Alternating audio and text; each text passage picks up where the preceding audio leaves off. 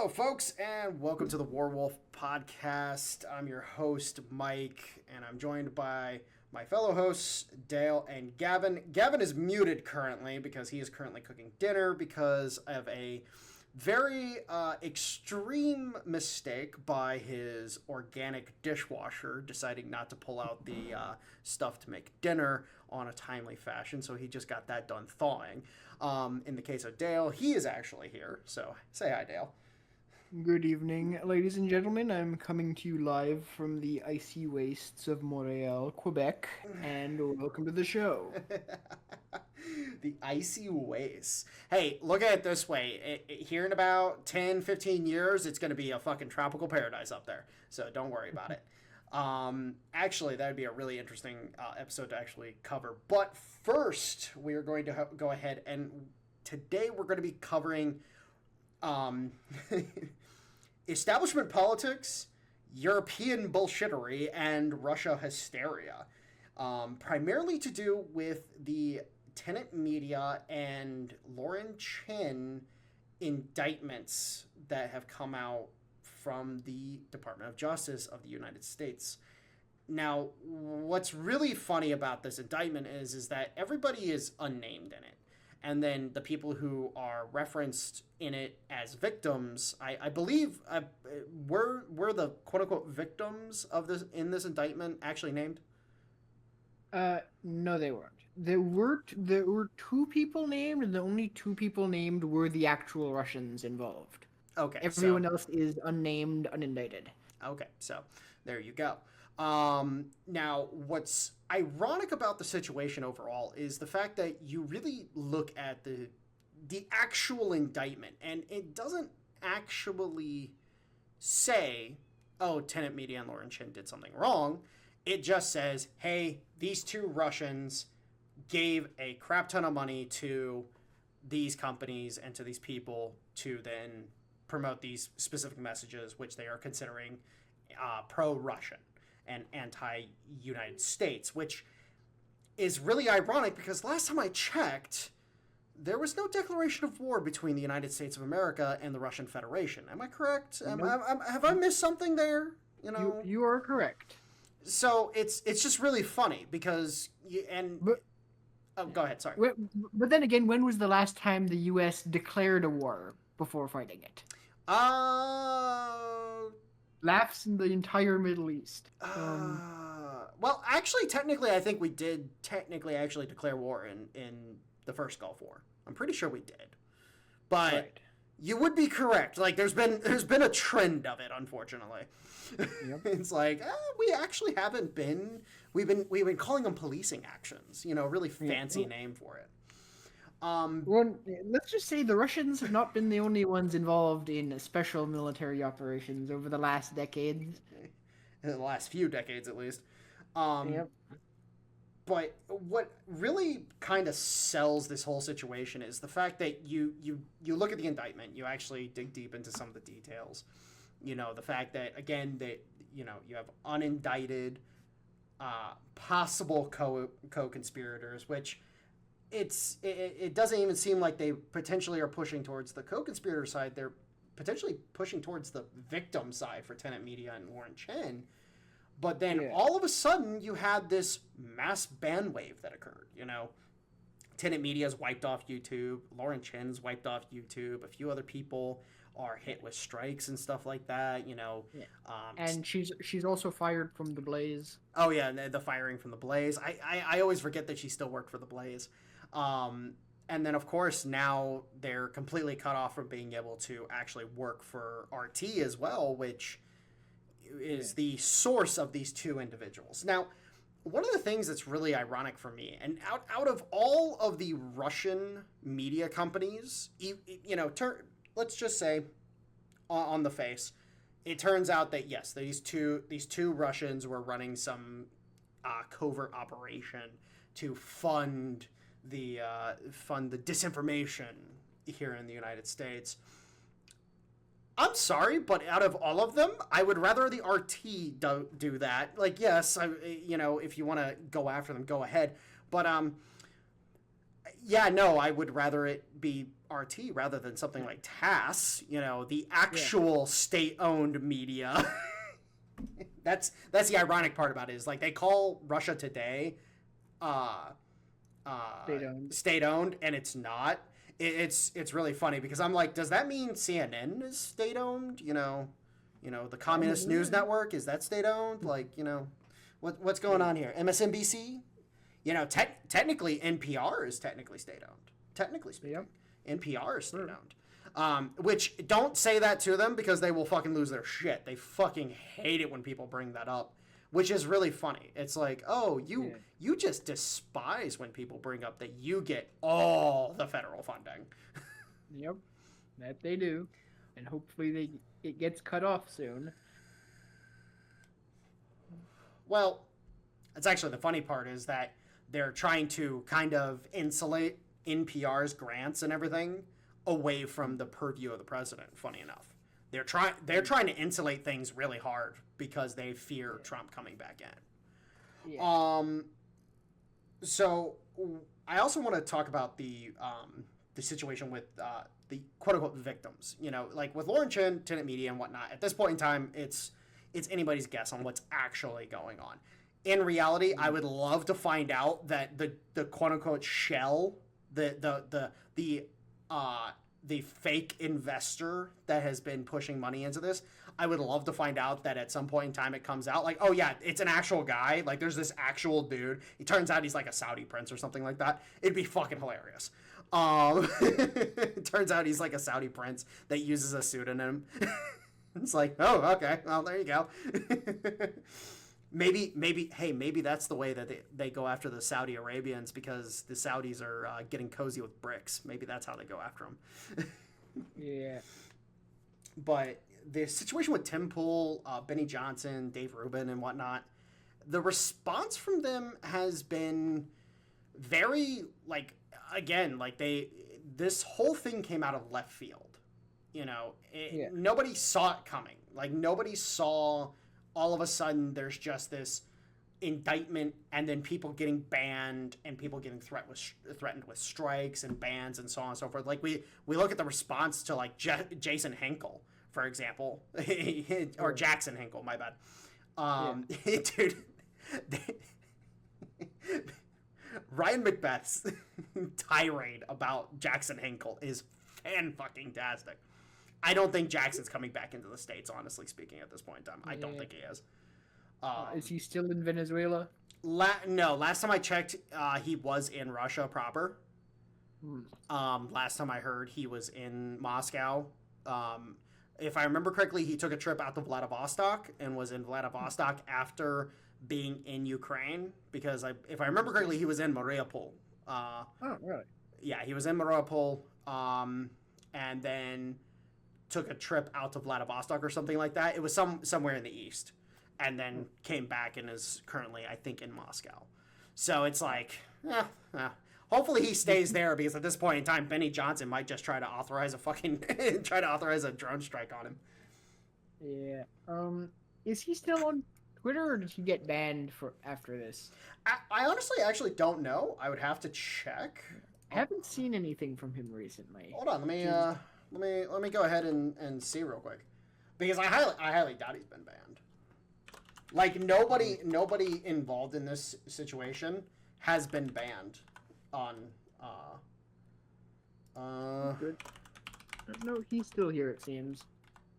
Was he named? Because I don't remember seeing anything to do with him relating to this. Hold on.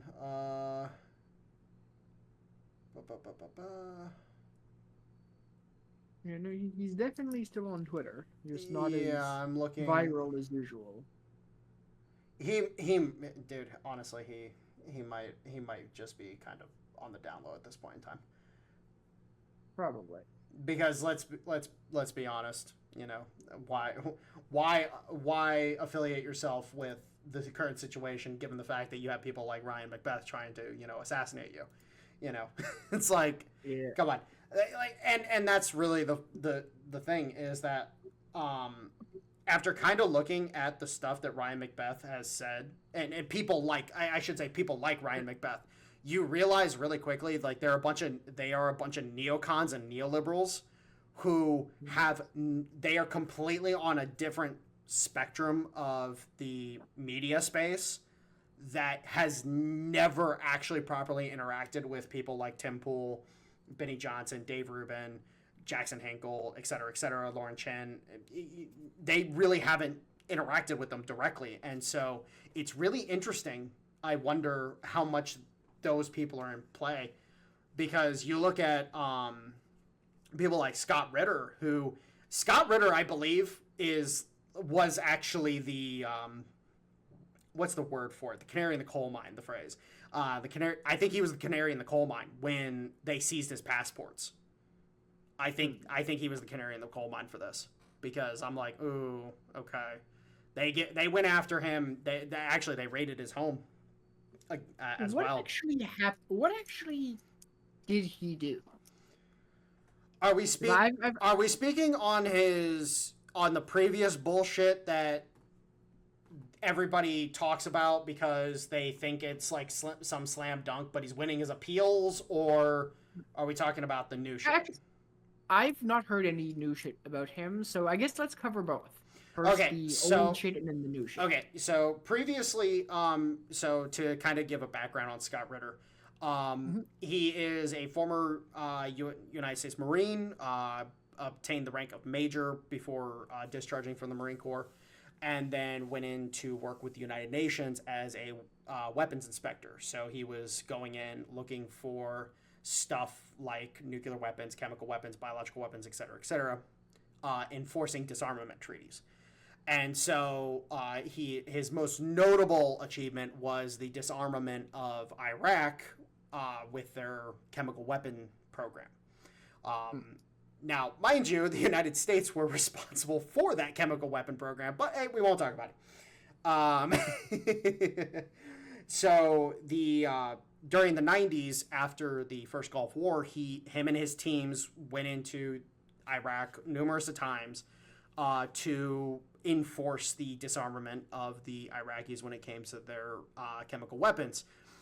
Going into the early 2000s with 2001 and 9/11 and the whole thing with Al-Qaeda and so on and so forth, and the U.S. deciding, okay, we're going to go into Iraq again, mind you, not because of chemical weapons, as proven by Scott Ritter and the United Nations.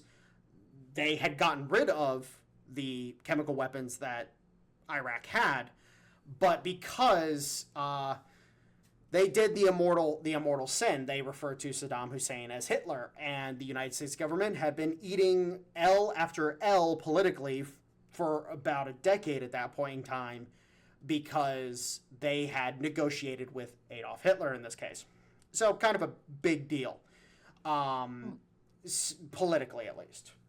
In actuality, not really a big deal, because Saddam Hussein had been, he had been curbed. He had been what's the term? What's the political warfare term for it? Contained. He had been contained as a threat, but unfortunately, they decided we're going to go back into Iraq, finish off Hitler in this case, the Sand Hitler, as we can refer to him as. Yes. And then they also decided they were going to go into Afghanistan, of course, as an after effect, or actually, technically, didn't we go into Afghanistan first and then Iraq? It was 2 years. They went into Afghanistan in 2001. Yeah. And 2003 was the invasion of Iraq. Yeah. Thank you. Sometimes I have to remind myself of this because there's a lot of dates to try to keep track of.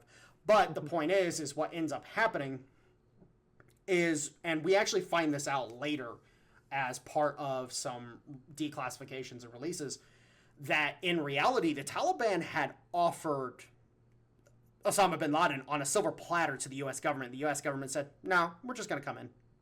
It's like, oh, really? That's kind of interesting.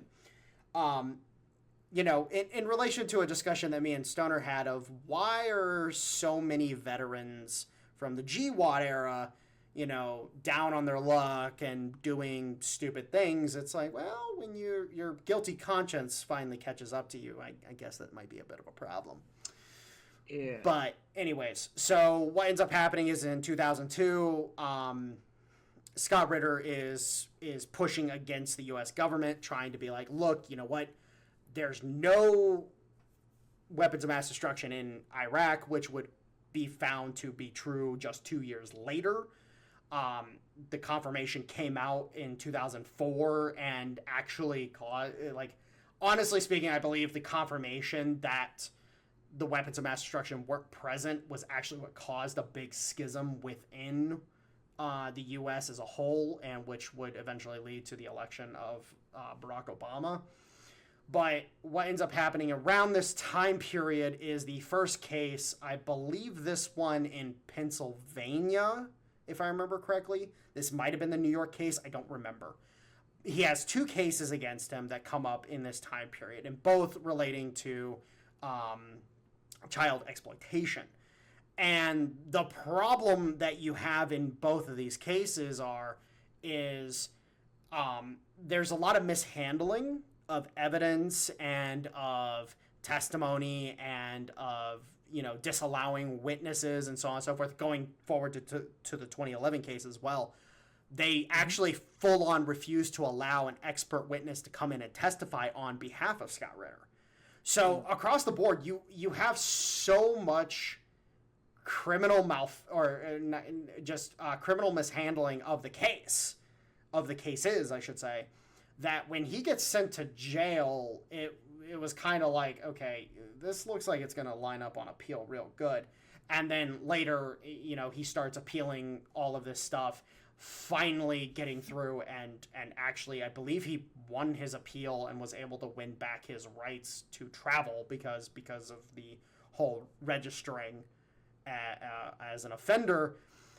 He can't travel abroad, and well, he won that right back. And I don't know the status of the other appeals. I would have to go research it and everything. But did he get his conviction overturned, or did he just win his right to travel back? I don't know the full extent of it. I'd have to go in and try to find the documents and everything. But again, you look at the context of the cases, of what was submitted and the other details that were at play and so on and so forth. It was very much a case of, like, supposedly he was the target of a sting and so on and so forth. But of course, you know, supposedly there's this horrible video floating around on the internet of him doing some unspeakable things on webcam in front of a minor, and yet this video, for some reason, doesn't exist at the same time. Like, there's no actual evidence showing that video actually existed.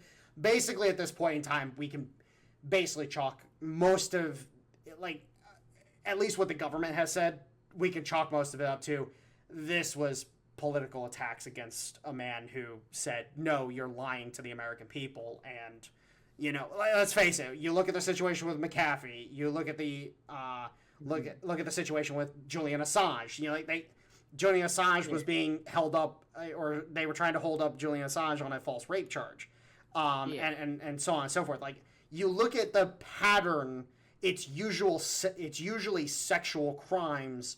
Like, look at Donald Trump. You know, again, another good example. They're trying to, you know, the whole, you know, oh, he was a child predator. Oh, he was a this. He was a that. You know, he was sexually assaulting women and so on and so forth. It's always sexual crimes that they tend to try to target these people with. It's pretty. The pattern is within that area, and it's really weird. But anyways. So moving forward, what ends up happening is that he travels to Russia, actually ends up visiting this is his first major trip outside of the country, mind you, since his cases, and he actually gets to go down to the DPR LPR and actually visits relatively close to the like he's within artillery range of the enemy, mind you. Like if they actually managed to get information and data, targeting data, they could have probably actually taken his ass out. But then he ends up going on this big excursion across the country and everything, from St. Petersburg all the way to Vladivostok, and then ends up coming back to the country. Well, he's actually due to go back out there earlier this year, and they stop him at the airport. He's going out with I believe it was the St. Petersburg Economic Forum that he was going to be attending, and Larry Johnson, is that his name? Yeah, Larry Johnson. Larry Johnson was also going to be there, and Scott Ritter gets stopped at the airport, and his passport is confiscated. For what? There was never really an official reason given, and unfortunately, with the State Department, they're kind of just allowed to do it. Like, it's kind of stupid. Now, he can travel to countries that like basically Anglosphere countries, he can travel to them without a passport. But the problem is that he can't travel anywhere else without a passport. So it's kind of a moot point at that juncture. And, let's face it, Australia would probably try to put him in a camp if he traveled to Australia, for example. But I assume you can appeal this sort of thing if they just take your passport. It's a very long process. It's the State Department. I would like to remind our viewers that the State Department, they haven't had a proper mandate in about a decade. We haven't been funding them over basically the past decade either. Like, technically speaking, the Congress has not funded the State Department for like a decade now. And yet they're still functioning. Like, that should tell you things. But then the raid on his home actually occurred within the past like month or so, maybe 2 months now, in which the FBI came in and seized a bunch of his electronics and whatnot. He was off the air for about a week or two or so. And then, now he's back. I haven't been watching his shows recently. Just simply because I haven't been watching much to do with the Ukrainian conflict in the past couple weeks, because I've been just busy with other stuff. But the fact of the matter is you can tell the political targeting. Like, you can smell it from a mile away, and it's egregious. And I see the same stuff with Tim Pool, Benny Johnson, Dave Rubin, and all the others. It's very political at this point in time. It's very obviously political. Yeah.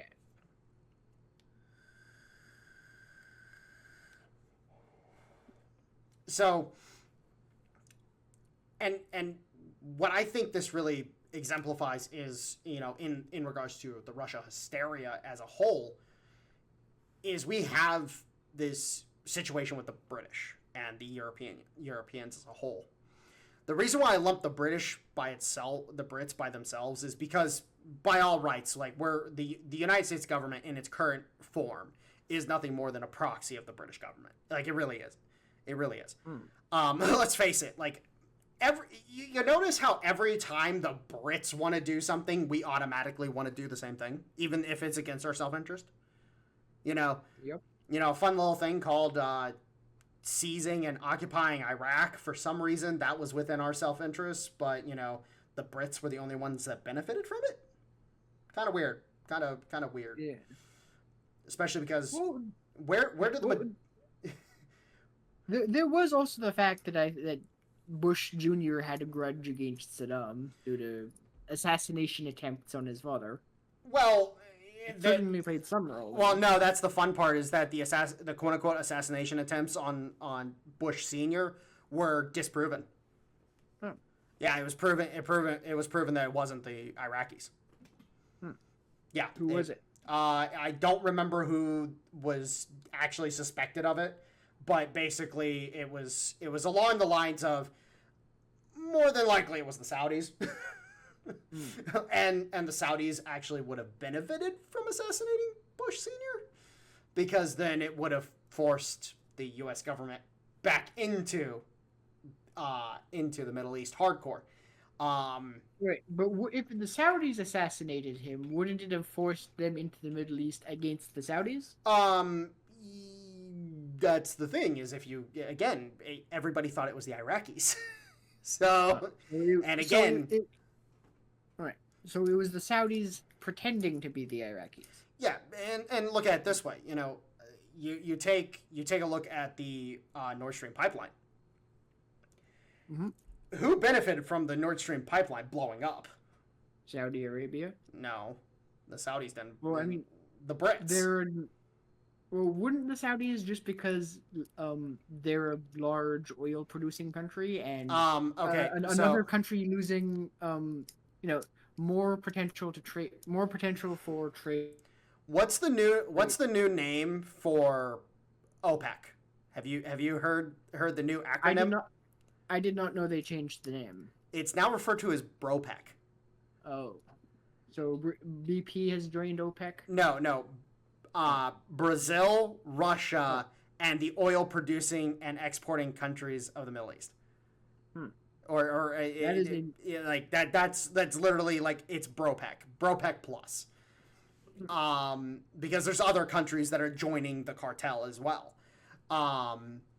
And that's the thing is the Saudis, they don't benefit from that in actuality.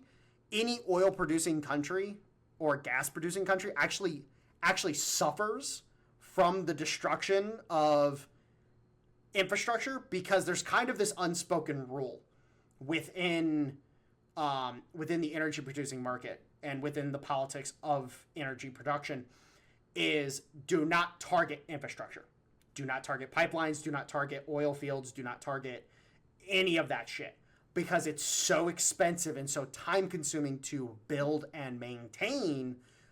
Destroying it's actually better, even if you're going to lose the war.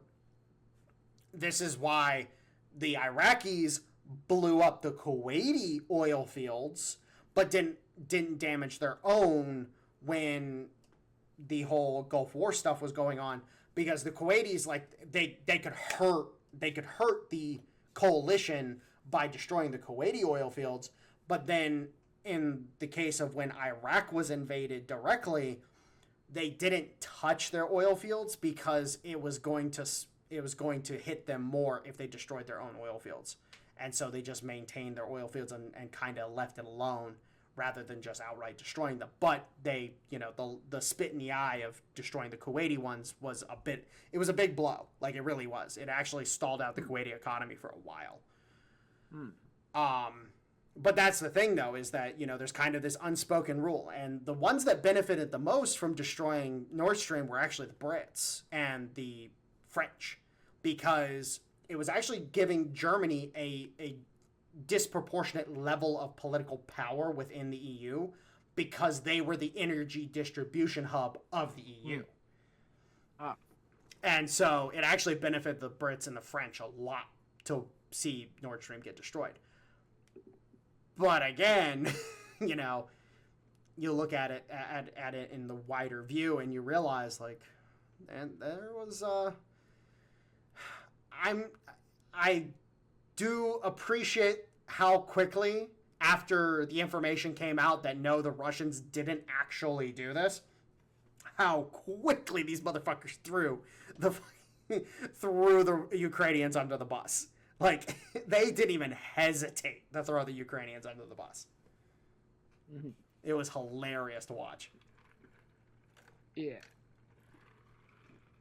But that was probably the dumbest thing in all of this Russian hysteria, that they blew up their own pipeline. Oh, yeah, of course. That may have been the dumbest thing. Well, like... And there's a lot of contenders for dumbest thing. Okay, so I actually do want to bring this up, because it's actually a very personal funny for me. I got home from work. So for a short time, I was living with my mom, because me, my dad, and my grandpa, we were basically roommates. I lived with my grandpa to help him out with, like, stuff around the house, mowing the lawn, et cetera, et cetera. Basically, right. Just doing all the physical stuff that he couldn't do. So I was living with him a couple years back, and my dad ended up catching the house on fire, so we had to move out. Not a bad fire. It was just the kitchen, but, we had to move out. And so I moved in with my mom because she lived relatively close to where I was working at the time. So I was like, okay, I'll crash with you for a while and then get my own place sorted when I can. So while I was living with her, I come home from work literally the day that Nord Stream blew the fuck up. I had watched the news on the TVs at work literally that evening, and I'm like, oh my god, we fucking did it. We fucking did it. I walk into the house. My mom, I walk in because my general, being a respectful son, every time I came home, I would go and say hi to my mom and my stepdad. And my mom is walking towards the bathroom to fill up her, because she has one of those small, like, tea kettle things that she has in her room. Mm-hmm. And she looks at me and she's like, did we blow up that pipeline? And I looked at her and I just smiled.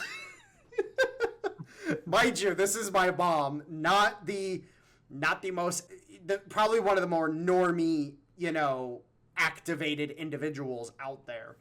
And she just asked the question and I just smiled. And I'm like, yeah, we did that. Like, there's nobody else that would have done it. We did that. And dude, the whole Russia blew this up, again, like the Russians and the Germans, like, I knew for a fact that Germans didn't have anything to do with it because I'm like, okay, the Germans, they don't benefit from doing this at all. Yeah. The Russians don't benefit. They don't benefit from it all. And it's like the only people that benefit from it are the Ukrainians because they can't pay or they can't charge transfer fees, which, by the way, remember, people, the Ukrainians have been charging transfer fees on oil going into the Balkans the entire time this war's been going on. The Russians have been paying the Ukrainians money to ship oil through the Druzhba pipeline. That has been an ongoing thing. But the only ones that benefited from it were the Ukrainians, the Brits, the French, and the US. Now, the more information that's come out, the more it's been basically identified that the Brits were the ones that staged the operation and the Ukrainians were involved with it directly. But, the more we learn, it's like, okay, the Brits did it. The Brits fucking did it. The French probably gave a nod and said, yeah, do it. Because fuck the Germans. Which I would love to see exactly what they try to do with this. Again, going, just covering the hysteria in general. I would love to see what they try to do with this indictment. I would love to see what they try to do and try to make this whole thing, like, oh, these people, they were unwitting victims that were taken advantage of by these evil Russians and shit like that. Like, I think that's how it's going to go. I don't think they're actually going to try to do any indictments on the people like Chen and Tenet Media and so on and so forth. Mm-hmm. But what if they try? What if they actually try to go after Tenet Media directly? What if they try to go after Lauren Chen directly? Like, do they think that's going to go well? I don't think they will, because this is a company based, I believe, in Tennessee. They would if they had favorable demographics for a court to convict them. No, this indictment was brought in the Southern District of New York. Really? Yeah. Because it's a federal indictment. They can bring it basically wherever the fuck they want. They brought it literally in the safest fucking district they could. Right. So you don't actually have to aren't there still standing issues or jurisdiction issues if you bring a company has never? Well, I mean, they haven't indicted that company. It's possible the people they indicted were in New York. Well, no, actually, there's no indication that they actually took the two Russians into custody. So I mean, but to actually indict, you do need there has to be some evidence that that's the problem, though, because something happened in the Southern District of New York. Like, for example, you couldn't indict Like, if I was to commit a federal crime, I don't know, say I was to cause some sort of wildfire in federally protected lands in, I don't know, Wyoming, they couldn't indict me for that anywhere but Wyoming, in whatever district that is, because they lack jurisdiction. And for the most part, so here's the problem: is that's how it should work, but. All right. Could they ham-fist it enough to just make it work? They could. Well, they could probably just like at the trial judge level. If they find, you know, say a Judge Mershon or whatever his name. Oh, bro! I honestly speaking, I'm gonna say this right now. I think this might be Mershon's case. I think this might be Mershon's case. So if they find a corrupt enough and biased enough judge, they could get it through the trial phase, but it would be dead on appeal. I will kind of just say I hope, I wish, and I really, really would like that. Would that happen for real? I don't know. Unfortunately, my problem is that I have sat and watched them do. Like, I've watched so for example, the Karen Reed trial. You look at the problems involved with the Karen Reed trial, and you realize really quickly, like, the court system is fucked. Like, the way the police are handling shit, the way the prosecutors are handling shit, the way the judges are handling shit, like, it's all fucked. Like, the only places that we're seeing judges and prosecutors being reasonable, ironically enough, is everything south of the Mason-Dixon line. Like, it's absolutely atrocious. It's like... But, like, evidence stuff is... It's a different like, jurisdictional... Like, a jurisdictional argument, that is, like... It doesn't get past motion to that is a motion to dismiss level of, like, how unlawful it is, right? That's not like arguing over if evidence can be entered or not. That's just straight up motion to dismiss, right? That is the sort of thing that gets dismissed before anything else, right? Because which is why I say on appeal, even if you get a corrupt judge, it's dead, because like I hope that's how it plays out. Because, again, I think... I look at this case, and I look at the hysteria surrounding it, and I'm like, oh my god, this is so political, it's unfucking real. Like, it is just that political. Because even the people that, like... I have not seen a major defense put up, except within the communities of these people. And it's literally a case of people are scared to defend it, because they're like, I don't know how I should defend it. And me, I'm sitting there and I'm like, yo, bro, who gives a fuck if they were doing op-eds and shit for fucking RT back in the day? Like, back in 2021, Lauren Chen was literally a writer for RT, so was her husband. Yeah. Who gives a fuck? We literally have something called the First Amendment. Like, even if you can make the argument that RT isn't considered protected speech because it's a foreign company, the words in which another person is writing can then fall under, if they're a U.S. citizen in this case, they are protected by the First Amendment. It doesn't matter where the information is going, the information is protected. It's like, no, fuck you. And then in the case of this whole, they were being, the whole fraud case thing, it's like, yeah, you're using sanctions, mind you, sanctions that are absolutely... Oh, there goes Gavin, I guess. Sanctions that are a crock of shit. Yeah. Like, the sanctions that have literally helped Russia, you know, like, all these so-called oligarchs that were stealing money and yachts and homes from and whatnot, let's attack those people. Oh, wait, those are the only people that Putin had to fucking fear politically in his country. Oh, you just took all their money and all their property and everything outside of Russia? Oh, wait. You literally just killed the only fucking opposition you had available to use in Russia. Like, are you that retarded? Yes. Like, holy crap. It's just hilarious to me. And then, you know, again, the jurisdiction thing. They could they could ham-fist this. Like, that's my problem, is that they could try to ham-fist it, and yes, it might die on appeal. But the problem is that the federal circuits for appeals are fucking horrendous. They're absolutely atrocious right now. Like, there is no way that makes it past SCOTUS, right? Like, this isn't even a thing that... This isn't even a... Oh, SCOTUS would kill this. SCOTUS would kill this so hard. Yeah. This isn't even a thing that Roberts would come out on the wrong side of, right? That's how dead of a thing. Coney Barry and Kavanaugh couldn't even come out on the wrong side of this one. Yeah. Hell... Oh, there's a Stoner and a Gavin. Yeah, I'd be willing to bet that it would... Sorry?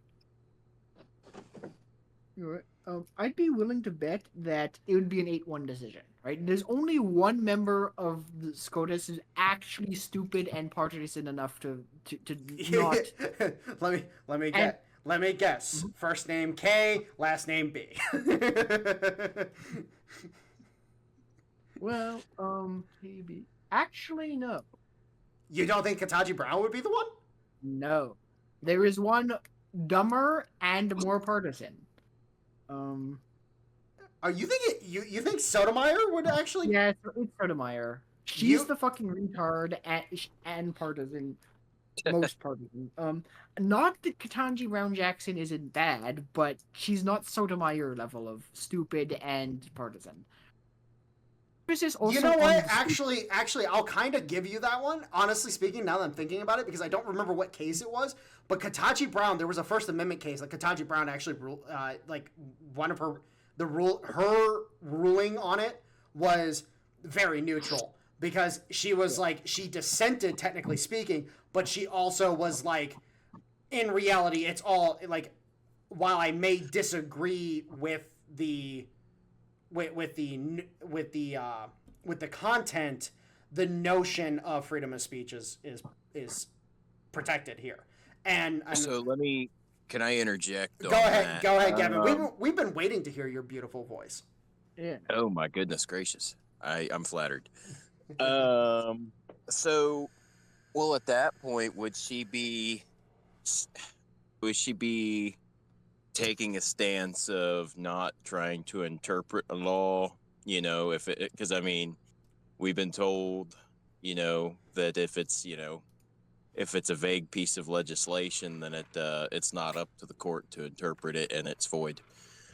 So, do you think she's taking that position? So, honestly speaking, I actually agree with you on that, because the courts have actually adopted that position pretty much at this point in time.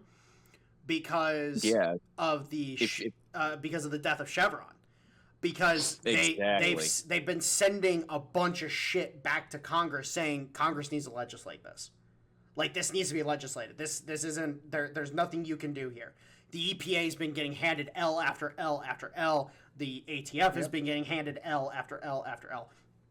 Because they've assumed the role of interpreting, and where there hasn't been a law written, there probably didn't need to be one, and they've assumed filling in those blanks over since the 80s. Well, so yeah, Chevron, of course. And look at the situation with Amos Miller in Pennsylvania. Like, the FDA, because of the death of Chevron, was like, hey, we're out of this. This is not our game. This is not our shit. And then they just bail. Pennsylvania Department of Agriculture, the PDA, is harassing and going after this guy as hard as they can. They tried to get the USDA in on it as well, and the USDA got they got their fucking dick circumcised on that one. It said Ohio EPA left the chat. What case is that you're referring to? Amos Miller is a Amish farmer co-op out in Pennsylvania that has been under attack by the Pennsylvania Department of Agriculture for the past 5 or 6 years now. They've kind of just always been under attack, but it's gotten really egregious over the past 5 or 6 years. Was that? That's interesting. And they're trying to stop him from selling raw milk. That was part of it. That was part of it. The Amish assume national status. They're not under the same jurisdiction we are as citizens. So yes, unfortunately, the problem is jurisdictionally, because they're operating within the Commonwealth of Pennsylvania, we're seeing similar stuff here in Ohio. The Ohio Department of Agriculture is also, the ODA is actually going after Amish here as well. So we're seeing. I didn't know that. Well, what it is it's big ag. You got big tech is getting its teeth broken on all fronts. Big ag is attempting to resist the food revolution that's currently ongoing, and all of these regulators are trying to step in to save these big corporations, and now they're getting cut on the glass. Yeah, that's why the ATF's been flailing for the past 5 or so years. By the way, FRTs are coming. We're gonna build out some AR systems. Well, I'm hoping after this most recent ruling, I'll be able to remove a notch on my machine, so to speak, here soon. You mean the bant?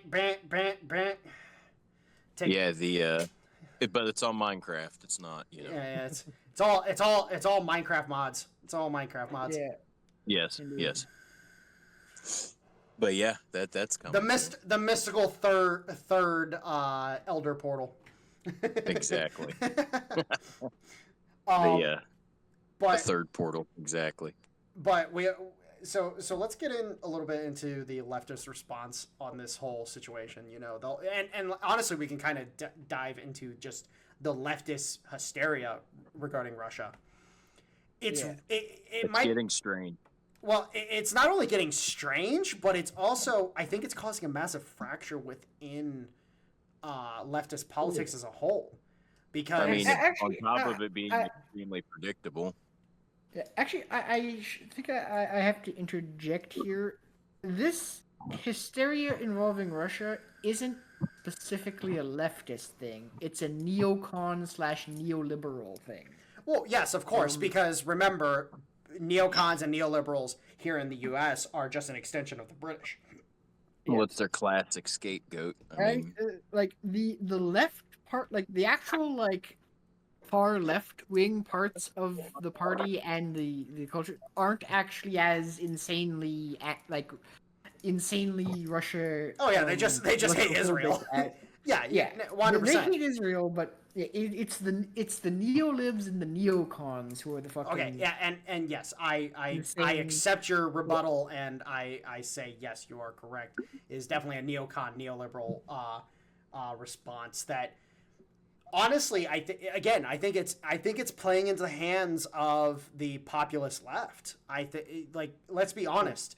Ever since this war started, or let me rephrase, ever since this SMO started, because it isn't actually a war. A lot of people don't understand the whole SMO thing because they're like, but you're fighting, so that must be war. And it's like, okay, so the U.S. went to war?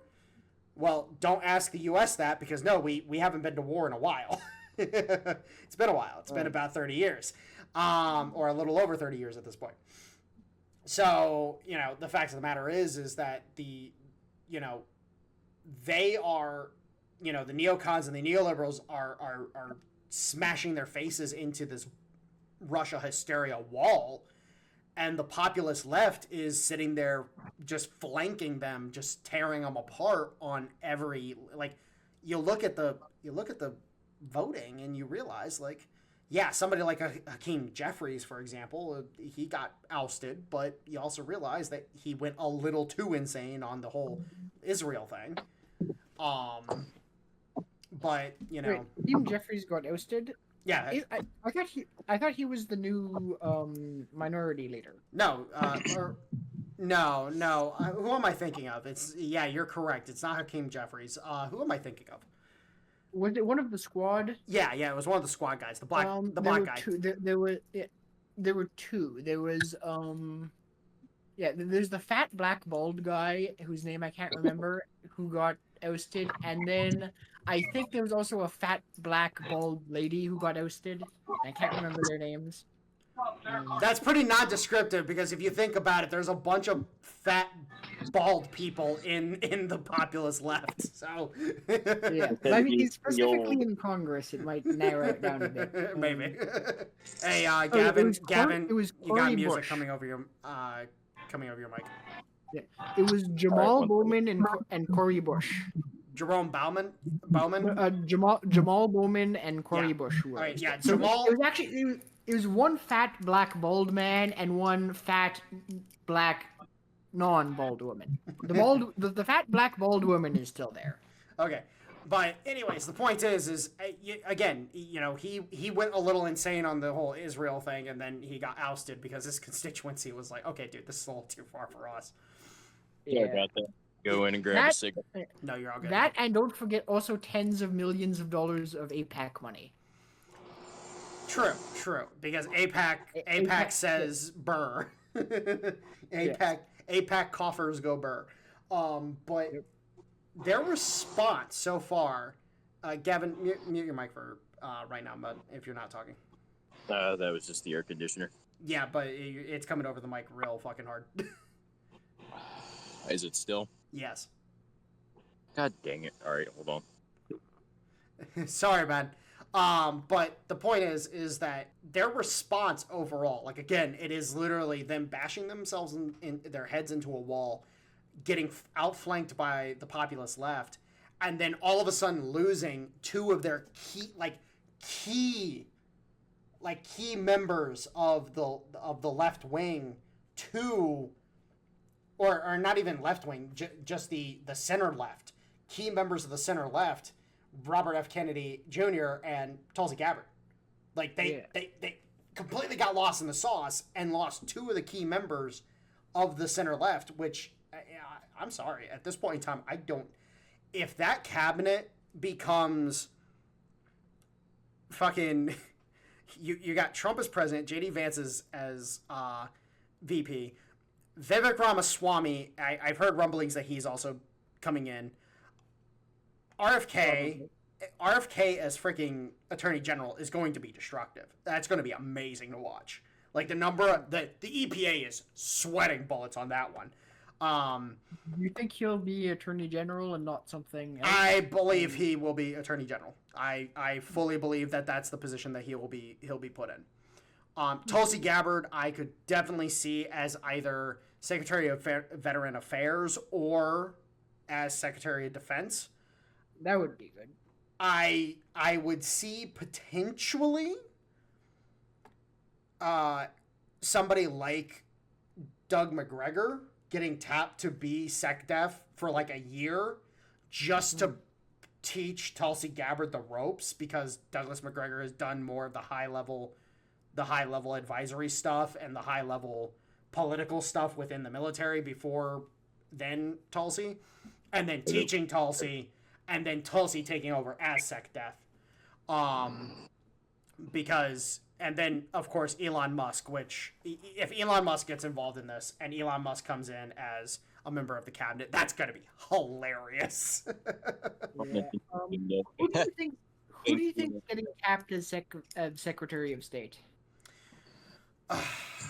See, that's the thing is, I think that's where the rumor of Vivek Ramaswamy comes into play.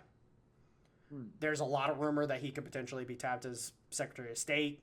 And honestly speaking, I could see him coming in and then proceeding to absolutely gut the Secretariat. I do not believe, honestly speaking, if I were Trump, I would not try to be diplomatic outside of ending the conflict in Ukraine, getting the hell out, and then also getting out of NATO, and then pulling out of Israel, because it's like, no, let the British proxy die. Fuck it.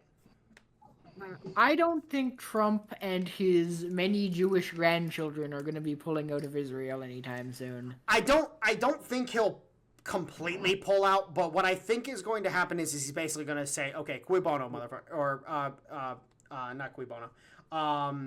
He's gonna Yahoo and clip his balls. Like, Trump has a street in Israel named after him, after his presidency. I don't think. Bro, there's like 30 or 40 countries that have a street named after Trump. Like El Salvador has a street named after him, if I remember correctly. like there's a lot of places that have named a street after Donald Trump. Hell, in Akron, it might not be Akron. I don't remember now, but here in Northeast Ohio, I know there's a road named after Trump here. I don't remember where it is exactly, but I know there is one. Hold on, Stoner. Don't forget the backlash from the evangelicals if Trump leaves Israel. Yes, unfortunately, the evangelicals. Honestly speaking, the evangelicals need to be ignored. They are probably the worst voting bloc to try to tap into. And honestly speaking, if I were to run for president, I would disregard them almost completely. But they are a kind of important voting bloc because there's a lot of them. And they're important. They're important right now. Well, if we want to talk about the legitimacy of Zionism, I mean, if you go to we can get into that in a separate episode. Yeah, we could do an Israel episode, but we'll get into that in a different one. But if you talk to any legitimate Orthodox characters and even some Catholics, I mean, the Holy Land doesn't necessarily equate to the state of Israel. Oh yeah, 100%. So, I mean, the state of Israel, as it stands, is hardly Jewish. Well, remember, it's to them, to the Orthodox and to the Catholics, it's referred to as the Kingdom of Jerusalem. Yeah. Precisely. So the Kingdom of Jerusalem transcends the state of Israel. So occupying Israel doesn't really matter. But I also want to talk about the narrative shift that has occurred within the zeitgeist of since this indictment was dropped. It has basically been the only people still talking about Ukraine are NAFO. Everybody else has shifted to this indictment. And then the few people that are still talking about Israel from the Israeli point of view, because the populist left, they're like, oh no, we're fully pro-Palestine. If you don't fucking like it, then go fuck yourselves. Which actually is really funny. I actually have a distinct feeling the populist left might break for Donald Trump. Because already happening. Well, yes, I realize it's starting to happen, but I think they might actually break for Trump in a major way, simply because at this juncture, they are like, okay, we do not like Israel, and we're getting the same treatment from the neoliberals and the neocons that we gave to the quote-unquote right wing by being like, oh, we're going to get you fired from your jobs, oh, we're going to get this, oh, we're going to get that, et cetera, et cetera.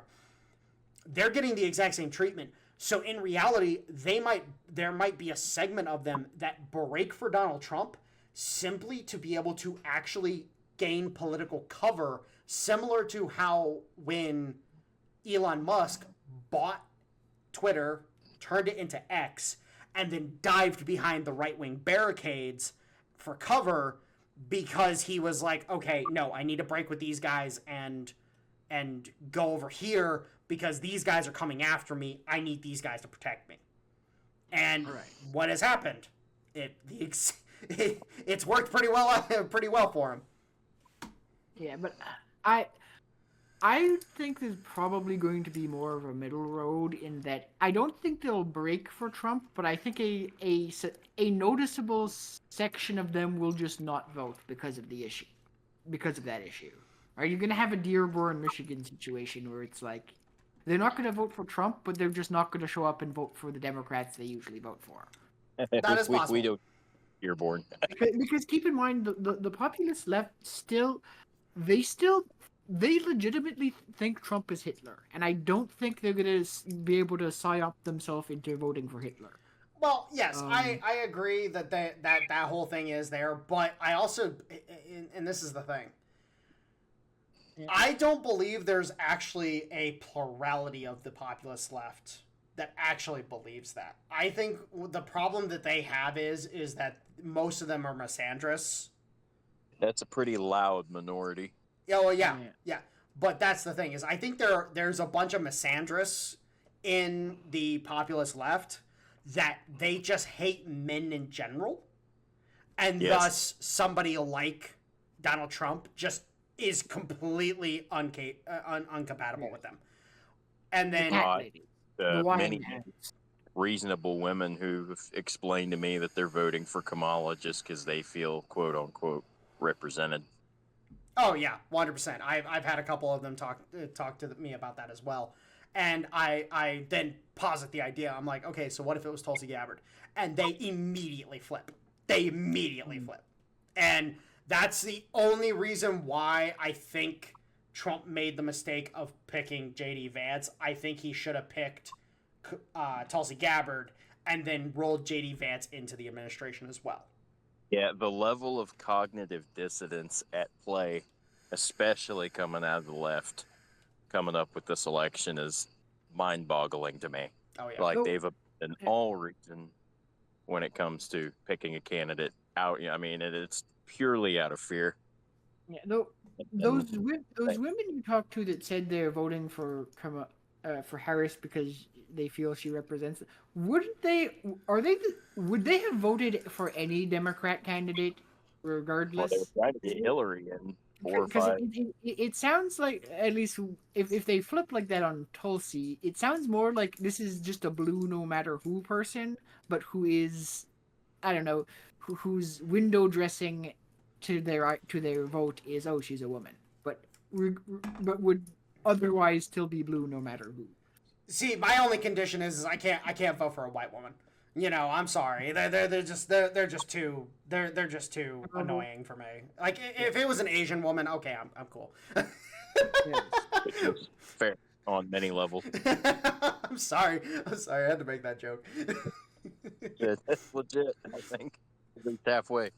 No, but that's also the thing, and that's, I think that's really because you saw what was going on in the Democrats when they cooed Biden.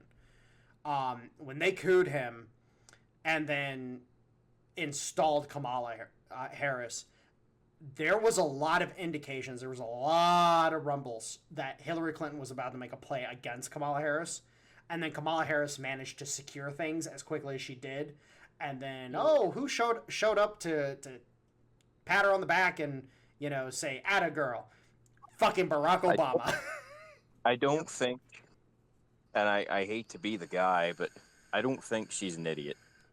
She's not. I think she's... Is she completely socially incapable? 100%. Yeah. Is she an idiot? No. Flat. No, she's socially incapable. Like that's just the fact of the matter. She is used to, mind you, remember, Kamala Harris, she dated celebrities. She ran with a celebrity crowd her entire life. She's completely disconnected from, you know, our needs. She has no idea how to interact with normal people. She's her accent changed. Huh? What'd you say?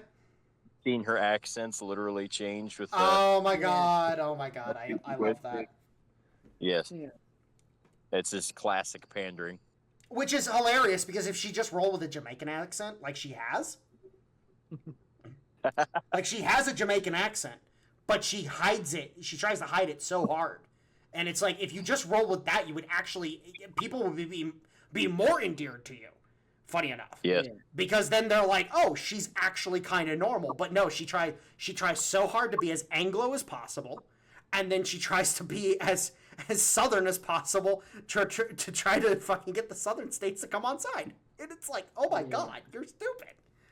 I wonder if she's also going to be franchised with the Democratic Party at this point. Yeah. I wonder if she's also going to be seen carrying around a bottle of hot sauce soon, too. Oh my god! Louisiana joined the chat. Louisiana has joined the chat and said, yo, bonjour. I still can't believe Hillary did that. Well, okay, so to be fair to Hillary, she was actually polling pretty well in Arkansas because the British remnant, if you actually look at where the British remnant is still prominent within the United States, it's New England, and then it's Alabama, Arkansas, and Louisiana. That's where the British remnant of this in this country are still prominent. And a good 5%.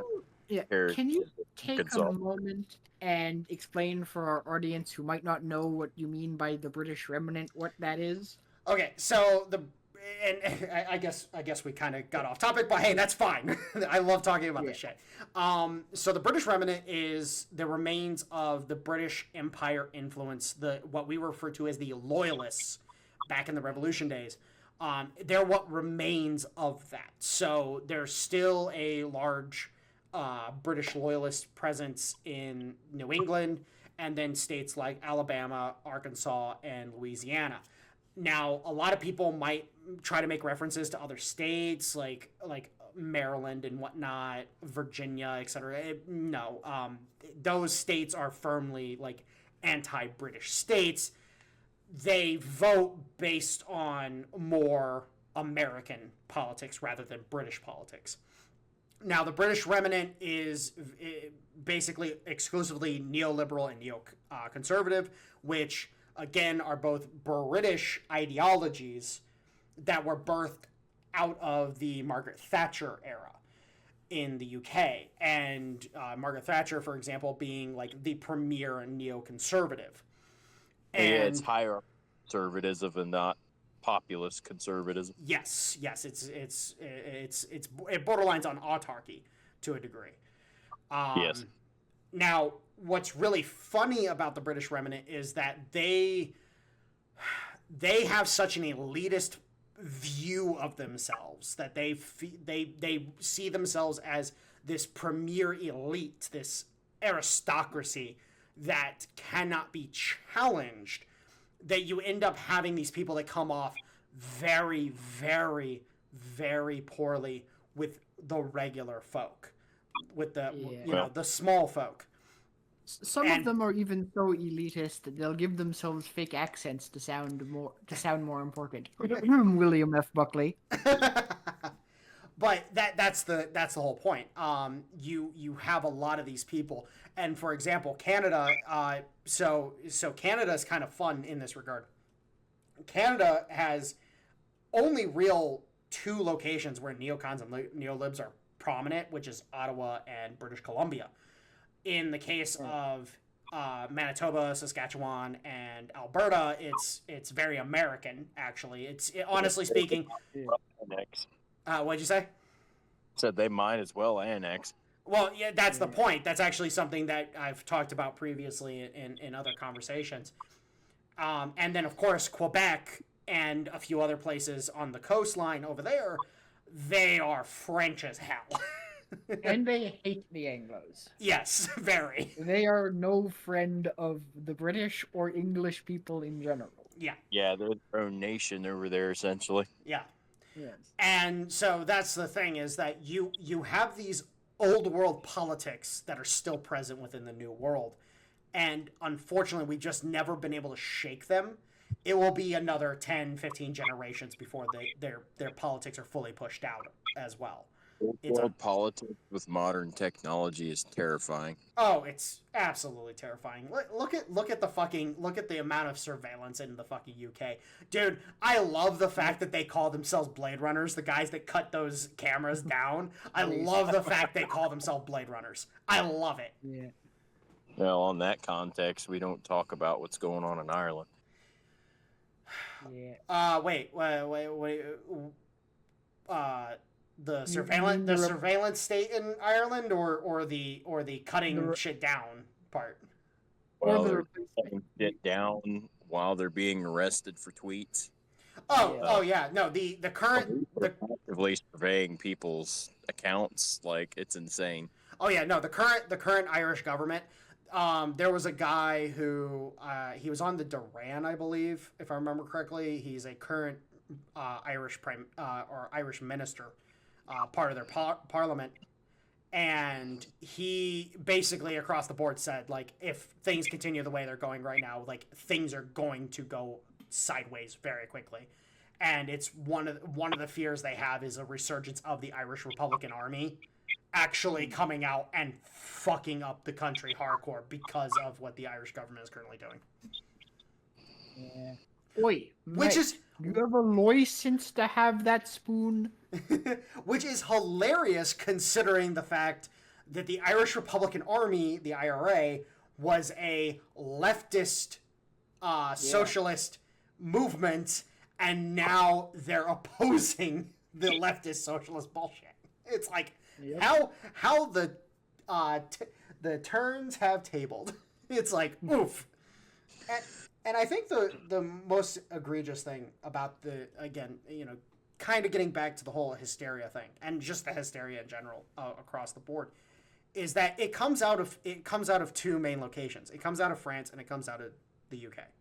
And the American politics on the issue as a whole come out of the UK. So it's really a case of like, if we're able to cut the head off of this, we're able to excise ourselves from the European influence, things could fix themselves relatively quickly here in the United States. But it requires us to excise ourselves from that European influence. Correct. So, but gentlemen, I think that might be a good place to leave this one. What do you guys say? Sounds about right. Do you know how long we've been going for? We're currently at the 1 hour and 11 minutes and 32 seconds. All right, 111. I like it. All right. It's flipping for at least 60% of it, so I think that's a good start. All right, bud. I'll go ahead and close it out for us. So anyways, ladies and gentlemen, thank you for joining us for this a bit of a schizo talk, because we kind of just went a little all over the place, but we did kind of stay on the agenda. So anyways, I'm going to go ahead and say goodbye. Dale, Gavin, say goodbye. Have a good night, everyone. To see you next time. And I'm guessing Stoner just said goodbye as well. What? Hold on, let's cover this one real quick. Warhound, isn't there a feud between Obama and Clinton? Yes, we'll talk about that afterwards. Anyways, you lovely people, I love you all. We will talk to you next time. Adios.